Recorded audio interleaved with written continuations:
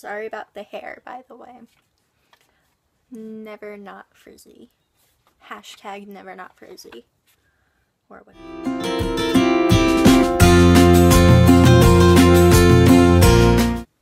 Hey everyone, so this is my second time filming this because I filmed it on a different camera and I did not bring the cord that I need to upload it to my computer back home with me from school. So now I'm on a different one and hopefully I can get it all done. So today I'm going to be talking about how to prepare for the spring semester. The semester coming up. Hopefully everyone is on break right now. I can't imagine anyone not being on break right now. But yeah, if you're a freshman in college, then congratulations, you finished your first semester of college. You'll never be able to say that again. If you're a sophomore, junior, senior, if you're a senior, you've got one more left. Have fun. Everyone else, we all know the drill. But in case, sorry, my eye is itchy. In case you don't know the drill, this video is for you. So I'm making this video for freshmen and anyone that really doesn't feel like they're succeeding as well as they should be in college. This is just to help kick off the semester in a good way and make sure you're prepared and everything like that. So I have everything on a post-it note that I want to talk about, and let's get into it. So my first tip is to pick out all of your classes and enroll into them. Hopefully this has already been done before you even left for break. I know, I'm pretty sure most everyone has a time where they have to enroll in their classes for the spring, and that is before you leave for break. But I know for my school personally, we have the entire break and then some of the first couple weeks of the semester to keep enrolling in different classes and switching our schedule up and whatnot. So if your school is like that too, then you can still change your schedule and get into all the classes you need to get into. So being enrolled in classes is obviously important for the spring semester because there would be no spring semester without you enrolling in classes. So tip number 1, I guess. Okay, my second tip is to contact all of your professors about your textbooks. If it says that your textbook is required, it may not be that. Your professor isn't always the one who's in control of the textbook. It's sometimes just the department head. But your professor may not need the textbook as much as other professors who teach the same course.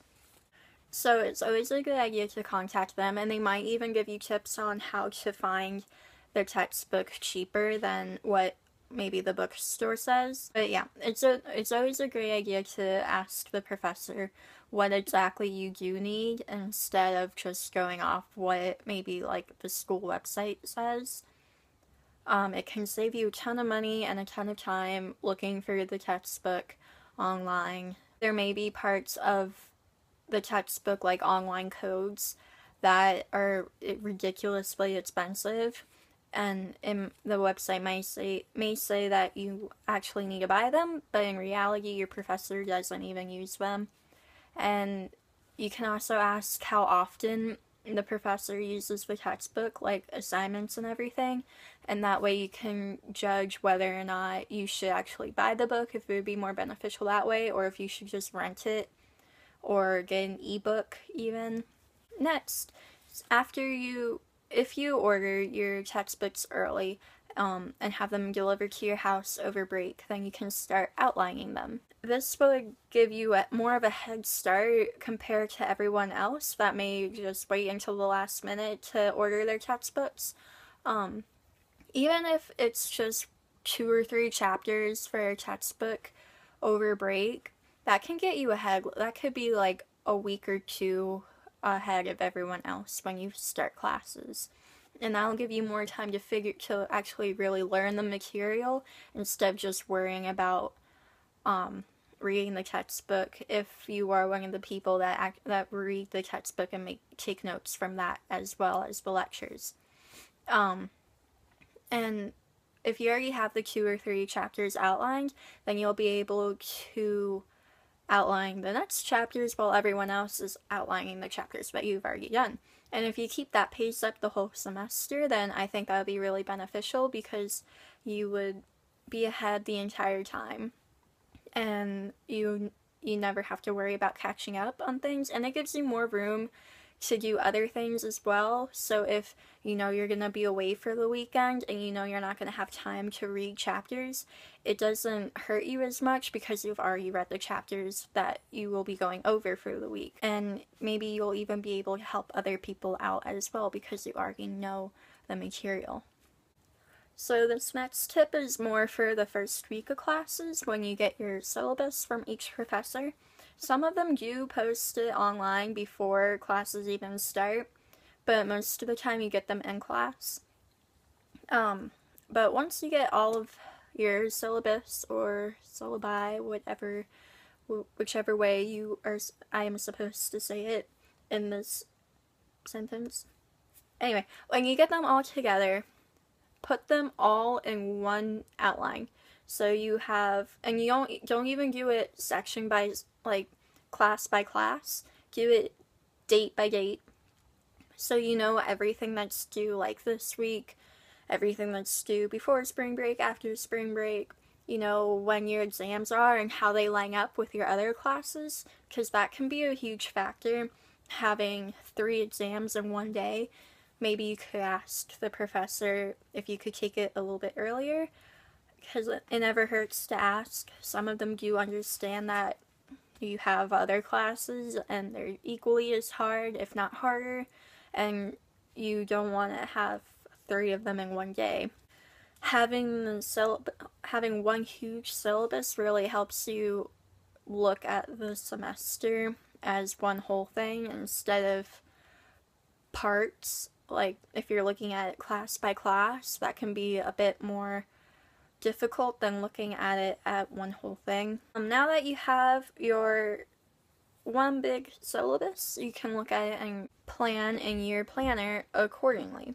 So this is my planner for 2015-2016 academic year, and I used it this year a lot more than I did my freshman year of college, which I think really helped out a lot because I had such a busy schedule in the fall semester, and it really helped me not only see what I had to do, because that's like what a planner is, but it really helped me not stress out as much because I was able to see, okay, I have to do this and this today, and tomorrow I have to do this and this. But it just helps a lot with time management, which is a huge problem for a lot of people, myself included. I'm not gonna say that I'm perfect in time management. I'm far from it. But it definitely helps, and I think planning out in the beginning of the semester and putting important dates, like exam dates for sure, I would put in my agenda in the beginning of the semester, just so that I can easily see when an exam is gonna be coming up and if I'm gonna be busy that week too. That way I can plan better on how to study and everything. I personally don't put assignments in it the beginning of the semester because I write in pen, so I color code and everything. And assignments are more flexible for professors than exams, so they'll move them around based on how the pace of the class is going.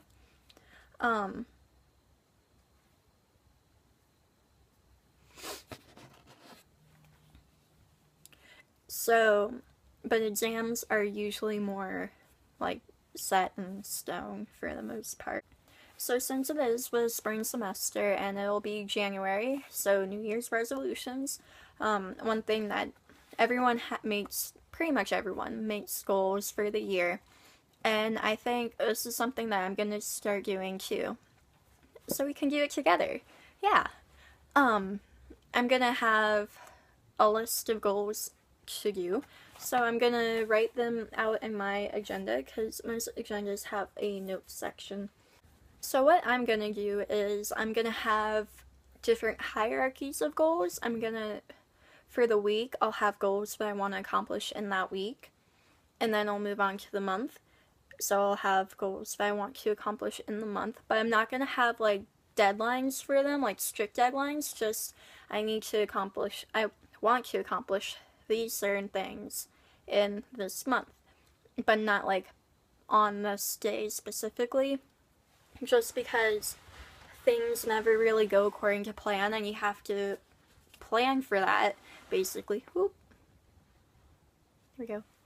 And it just gives me a little bit more flexibility because I am a busy person and things are always changing depending on what has already happened, I guess would be a way of saying it. So yeah, I want to have weekly goals, monthly goals, and goals for the semester, and those would be more long-term things like raising my GPA up by 0.5 points, or anything like that. It doesn't even have to be academic. Like, I can say that in this week I want to go to the gym at least 4 times and run for this amount of time. Anything that you want to do as a goal. So, but you just have to remember to be smart about making goals, and there are plenty of videos online about how to make goals effectively so that you can actually accomplish them. You don't want to say, oh, I want to raise my GPA up by 2 points by the end of the semester, because that is ridiculously hard. Like, 2 points in any other context, that doesn't sound like much, but for a GPA, that can be extremely hard, especially because sometimes, like, the amount of classes you take, and just, like, how much they're worth, it might not even be realistic at all. So you do want to make realistic goals, like 0.5 points. That is a realistic goal. That can be like just 3 B's and a C. That could raise you up, depending on how you've been doing so far. So yeah, you just want to be smart about making your goals, and that is pretty much what I have done. So in summary, you just want to plan everything out, try and get ahead if you can, but don't beat yourself over it either. Like, if you're falling behind a little bit, don't get so upset that it stresses you out and you start, like, cramming things into your head. You just really have to be smart about how you go about everything and cater towards yourself. Like, if I've given tips that don't really go with your learning style and your planning abilities and everything, then don't do it. Like, find what is helpful for you and stick with that. Because everyone is different. Everyone's gonna have a different way of going about things. These are just things that I think are very beneficial to a lot of different people. So if you found this video helpful, give me a like and subscribe down below. If you have any questions, leave them in the comments, or if you have any, future video requests, leave them in the comments too. I hope you guys have a great day and a great break, and a good start to the spring semester. Bye!